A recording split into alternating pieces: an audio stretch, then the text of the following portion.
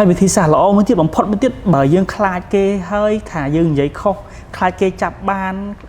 និយាយខ្លួនឯងដែលហៅថា自言自语自言自语នឹងគឺមានន័យថាយើងនិយាយខ្លួនឯង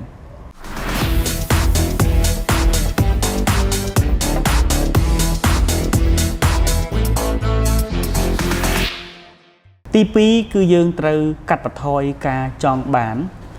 ល្អអត់ខ្ចោះពេកយើងនិយាយគិតថាខុសសំឡេងខុសអីយើងខ្លាចគេថាមិនយើងកុំចង់បានអ្វីមួយអត់ខ្ចោះខ្លាំងពេកវាធ្វើឲ្យអាការដែលយើងនិយាយវាអត់ចេញទី3គឺលក្ខណៈថាយើងប្រៀបបាននឹងការរៀនភាសាចិនដូចជាយើងហែលទឹកអញ្ចឹងយើងមិនអាចមើលសភៅរៀនទ្រឹស្ដីហើយយើងអត់ចុះទឹកបានទេយើងត្រូវតែចុះទឹកហើយហែលទឹកនឹងទើបយើងអាច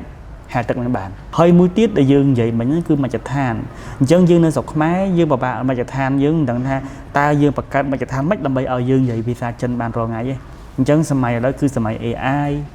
សម័យអ៊ីនធឺណិតយើងអាចរកមិត្តភ័ក្តិដែលជាជនជាតិចិនបាទរាប់អានជាមួយគាត់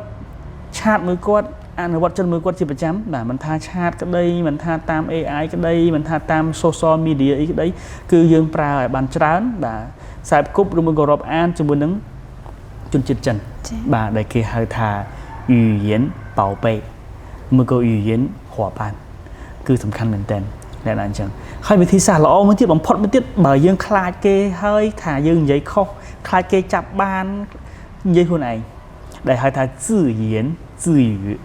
自言自语នឹងគឺមានន័យថាយើងនិយាយខ្លួនឯងយើងឃើញអ្វីដែលយើងគិតថានៅខ្លួនក្បែរខ្លួនប្រាណរបស់យើងហ្នឹងធាតុអីរបស់អីមួយគឺយើងគិតជាចិនថារបស់ហ្នឹងគេអានថាម៉េចដូចនេះគឺជាទឹកសុទ្ធចឹងទៅហើយយើងហៅទឹកសុទ្ធចឹងទៅយើងហៅតុកទៅផ្កាទៅអីទៅអញ្ចឹងអ្វីដែលនៅក្បែរយើងនិយាយទាំងអស់បើមិនជាខ្ញុំចង់និយាយពាក្យហ្នឹងជាភាសាចិននិយាយម៉េចយើងសួរខ្លួនឯងហើយមួយទៀតយើងបង្កើតប្រយោគនិយាយមួយខ្លួនឯងនឹងគឺសំខាន់មែនតើលក្ខណៈថាដើម្បីយើងយកឈ្នះទៅលើភាពភ័យខ្លាចហេតុអីយើងភ័យហេតុអីយើងខ្លាចដោយសារតែយើងមិនទាន់មានទំនុកចិត្តគ្រប់គ្រាន់ពេលដែលយើងមានទំនុកចិត្តគ្រប់គ្រាន់លើខ្លួនឯងយើងលែងខ្លាចដែរអញ្ចឹងទំនុកចិត្តកើតឡើងពីអីទំនុកចិត្តកើតឡើងអំពីការរៀបចំបានល្អការវឹកហាត់បានល្អហើយនឹងការជឿជាក់លើខ្លួនឯងអញ្ចឹងយើងត្រូវប្រកាន់ទៅលើបញ្ហាអស់ហ្នឹងអញ្ចឹងតកតងជាមួយនឹងបញ្ហាហ្នឹងគឺយើងទី1យើងកុំខ្លាចទី2កុំចង់បានល្អអត់ខ្ចោះពេកទី3គឺយើងត្រូវតែអនុវត្តកុំគិតតែរៀនហើយអត់អនុវត្តទី4ដើម្បីឲ្យបានល្អបន្ថែមទៀតយើងត្រូវរកដៃគូនិយាយបាទមិនថាជាជនជាតិខ្មែរឬចិនទេល្អគឺជនជាតិចិន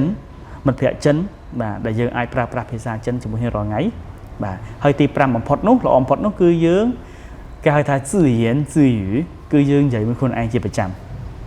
ហើយមានតែប៉ុណ្្នឹងឯងបាទយើងសូមអរគុណច្រើនហើយជូនពរឲ្យការសិក្សាបងប្អូនគឺកាន់តែមានផលល្អបាទជំរាបលា